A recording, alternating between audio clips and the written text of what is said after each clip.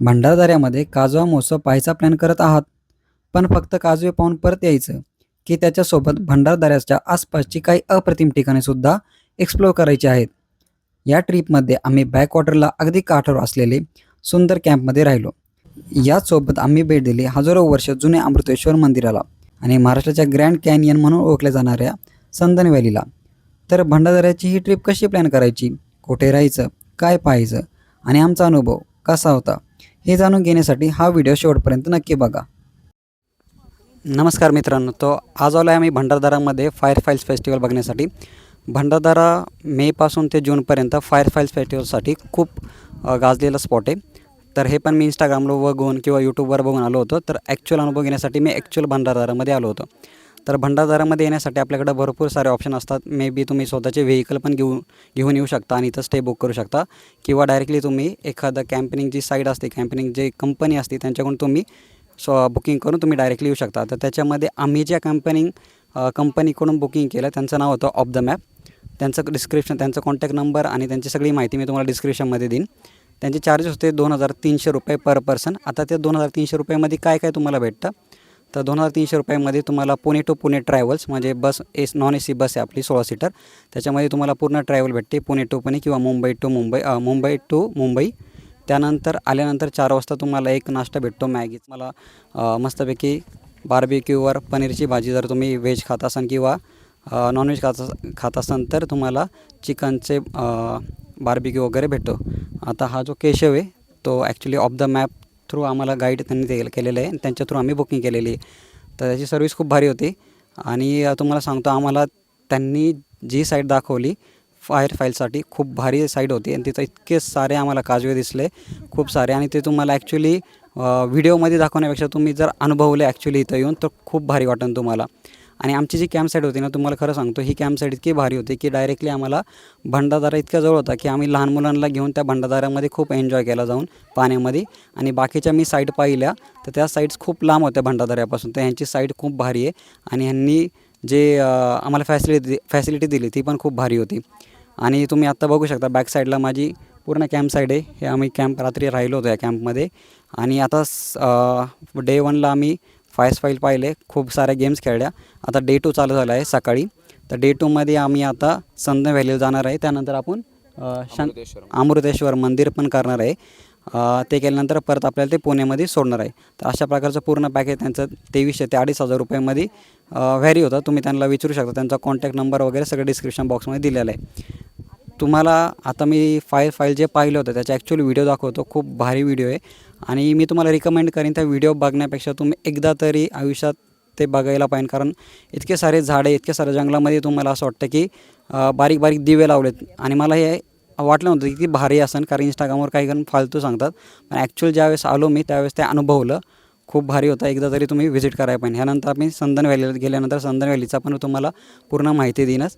आणि हा केशव आहे, ह्याला जर तुम्हाला डायरेक्ट कॉन्टॅक्ट करायचा असेल तर त्याचा कॉन्टॅक्ट नंबर तो देईनच तुम्हाला. डायरेक्ट तुम्ही ऑफ द मॅपला कॉन्टॅक्ट करू शकता आणि डायरेक्टली ह्याच्याकडून बुकिंग करू शकता. तर अशा प्रकारे आत्ता ट्रिप चालू आहे. खूप भारी ह्यांचा एक्सपिरियन्स खूप भारी. आता मी तुम्हाला भंडारदराचे आम्ही जे एन्जॉय केला पाण्यामध्ये त्याचे व्ह्यू दाखवतो आणि त्यांना आपण संदन व्हॅलीला जाऊ. हा जो व्ह्यू बघताय तुम्ही, आपला व्ह्यू हा एक्झॅक्टली कॅम्पच्या खूप जवळ आहे. खाली जाऊन तुम्हाला चालत जावं लागतं, 5 मिनटाच्या अंतरावर. तिथं लहान मुलांच्या खेळण्यासाठी खूप पाणी वगैरे, तुम्ही मोठी माणसं पण घेऊ शकता, पाहू शकता. आणि बाजूचा व्ह्यू बघा, इतका भारी व्ह्यू आहे. आणि ह्या कॅम्प साईडला लागून मोजून 1 ते 2 मिनटावर, म्हणजे कॅम्प साईड ॲक्च्युली त्या स्पॉटवरच आहे असं नाही म्हणता येत, खूप लांब आहे. स्पॉटवरच आहे, तुम्हाला फक्त चालून खाली उतरायचं आहे आणि एन्जॉय करायचा पाण्याचा. नंतर तिथं बोटिंग वगैरे पण आहे, तुम्ही बोटिंग वगैरे पण करू शकता. आणि हा पूर्ण व्ह्यू तुम्ही रात्री आणि सकाळी खूप भारी एन्जॉय करू शकता. रात्रीचं इथं चांदणं पडलं होतं, काल पौर्णिमा होती आणि त्या पौर्णिमेचा अख्खाच जो चंद्राचा उजेड आहे तो पाण्यामध्ये पसरला होता. इतकं भारी वाटत होतं रात्रीचं पण. तर हा पूर्ण कॅम्प साईडचा व्ह्यू आहे. आता आपण नेक्स्ट संदन व्हॅलीला जाऊ. तर अशा प्रकारे त्यांनी आपला टेंट दिले होते. तर ह्या टेंटमध्ये तुम्हाला आतमध्ये गाद्या वगैरे पूर्ण भेटतात. तुम्ही बघू शकता इथं मस्त गादी वगैरे. आणि कमीत कमी 3 मुलगी, माझी वाईफ, आम्ही 3 लोक आरामशीर झोपलो होतो रात्री ह्या टेंटमध्ये. आणि टेंट इतका भारी आहे की रात्री पाऊस पडला होता आणि खूप जोरात वादळ पण आलं होतं, पण आतमध्ये अजिबात पाऊस वगैरे आला नाही. तर ही पूर्ण अशी कॅम्प साईड आहे. भरपूर सारे टेंट त्यांचे, कमीत कमी आय थिंक 30 ते 40 टेंट आहे. आणि मुंबई नाशिकचा ग्रुप पण आलेला आहे ह्याच्यामध्ये. आणि सकाळी आता नाश्ता भेटतो पोहेचा. आणि त्यानंतर आपण आता संदन व्हॅलीला जाणार आहे. आणि रात्री बार्बिक्यू बॉनफायर वगैरे पण होतं त्यांचं, तर ते पण त्यांनी कवर केलेलं आहे याच्यामध्ये. तर आता आपण नाश्ता करू आणि नंतर आपण संदन व्हॅलीला जाऊ. लहान पोरांना घेऊन डायरेक्टली इथं बॅकवॉटरला खेळायला जाऊ शकता.